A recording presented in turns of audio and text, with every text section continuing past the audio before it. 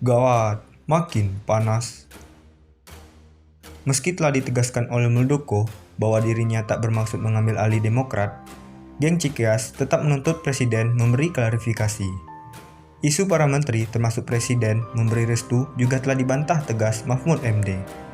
Ia menjelaskan kalau isu tersebut sangat aneh dan tak pernah terpikir di benaknya. Malahan, yang kini bersuara lantang adalah ex-petinggi Partai Demokrat, termasuk Marzuki Ali. Ironisnya, Demokrat tetap kekeh menyalahkan Jokowi atas semua ini. Ternyata ini berhubungan dengan pilkada serentak. Seperti diketahui bersama, pilkada tahun 2022 dihilangkan dan diganti pilkada serentak pada tahun 2024. Partai koalisi sudah sepakat akan hal ini, kecuali PKS dan sejenisnya. Ribut-ribut Demokrat hari ini bisa jadi untuk menggagalkan konstitusi yang mengatur pilkada. Belakangan, ada isu revisi undang-undang agar tetap digelar tahun depan. Bahkan PKS menuntut aturan pilkada tahun 2024 untuk menjegal Anies. Padahal, aturannya dibuat sebelum Anies jadi gubernur, yakni pada tahun 2016. Demokrat pun tak lupa mengincar gelaran pilkada untuk memuluskan ambisi putra mahkota. Seperti dilansir wartaekonomi.com, Direktur Eksekutif Sudut Demokrasi, Riset dan Analisis, Fadli Farahab meyakini isu kudeta berembus karena SBY mulai panik lantaran stabilitas putra kesayangannya itu tak kunjung meningkat alias belum moncer di papan survei. Kepanikan SBY karena dukungan terhadap AHY belum menunjukkan kenaikan signifikan, kata Fadli. Analis politik asal UIN Jakarta itu menilai kepanikan itu terlihat karena SBY menyadari berbagai momentum politik ke depan juga cukup berat.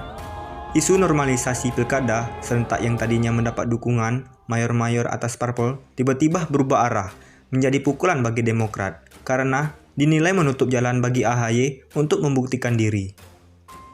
Momentum pilkada serentak, khususnya DKI, sebetulnya adalah ajang bagi AHY sebelum melenggang ke Pilpres 2024. Namun, momen itu mendapat hadangan sehingga kemungkinan besar pilkada digelar setelah Pilpres 2024, ujarnya. Meraih simpati masyarakat melalui isu intimidasi di internalnya, Fadli menganggap isu ini mengingatkan pola playing victim yang dinilai ampuh untuk merengkuh citra elektoral dari masyarakat. Citra yang ingin dibangun adalah adanya intimidasi dari pihak istana yang ingin memecah belah Partai Demokrat, pungkasnya. Rupanya Pepo tak belajar dengan kekalahan anaknya di Pilkada DKI. Dirinya yang sempat disebut mengeluarkan 100 miliar untuk mendepo Ahok harus berakhir dengan gigit jari. Padahal, waktu itu SBY turun langsung mendesak Ahok di penjara dengan jargon lebaran kuda. Kini, demi ambisi yang sama agar Agus tak jadi pengangguran politik, ia memainkan cara licik memprovokasi istana. Mungkin, harapannya agar AHY diberi posisi di pemerintah, atau kalau tidak ada perubahan perundang-undangan pilkada dan memberi kesempatan bagi AHY untuk bertarung di 2022. Begitu liciknya cara-cara yang dilakukan sang mantan yang kerap berpura-pura menampilkan wajah melas dan prihatin. Siapa sangka, di balik semua itu, dirinya memiliki strategi busuk merebut kekuasaan untuk anaknya. Sadar Agus tak mendapat perhatian masyarakat, dia sengaja menekan Jokowi agar menerimanya.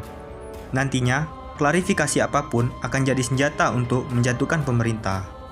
Saat tak dijawab pun sudah banyak tuduhan, karena sejatinya mereka tak takut dikudeta mantan Demokrat. Karena SBY sendiri merasa punya logistik luar biasa. Justru, kekuasaan yang tak ia punya, dan bagaimana caranya merebut dengan menghalalkan segala cara. Tapi kita yakin, Jokowi dan pemerintah telah menyiapkan strategi lain bagi Pak Mantan. Jurus merebus kata dalam Koalisi Besar telah mampu membumi hanguskan Rizik beserta FPI-nya. Bukan tak mungkin suatu saat Pak Mantan dan partainya yang ikut direbus. Meski kata Mahfud MD, ini apa yang menimpa FPI sejatinya akibat perbuatan buruk mereka selama ini. Tapi juga dibutuhkan sosok pemimpin tegas yang mampu membersihkan kaum perusak. Setelah boneka demonya dilahap, kini giliran para bohir kepanasan. Demokrat yang bersuara lantang saat ada isu kudeta, nyatanya melempem dengan HTI dan FPI yang belakangan terafiliasi teroris. Ini bukti kalau Cikeas sangat egois dan hanya memikirkan masa depan keturunannya. Sudah hancur negeri ini dengan banyak warisan menjangkrak akibat ulah bapaknya yang hobi bikin album. Jangan lagi ditambah keprihatinannya dengan menaikkan sang anak jadi pemimpin. Begitulah kura-kura. Bagaimana menurut pendapat Anda?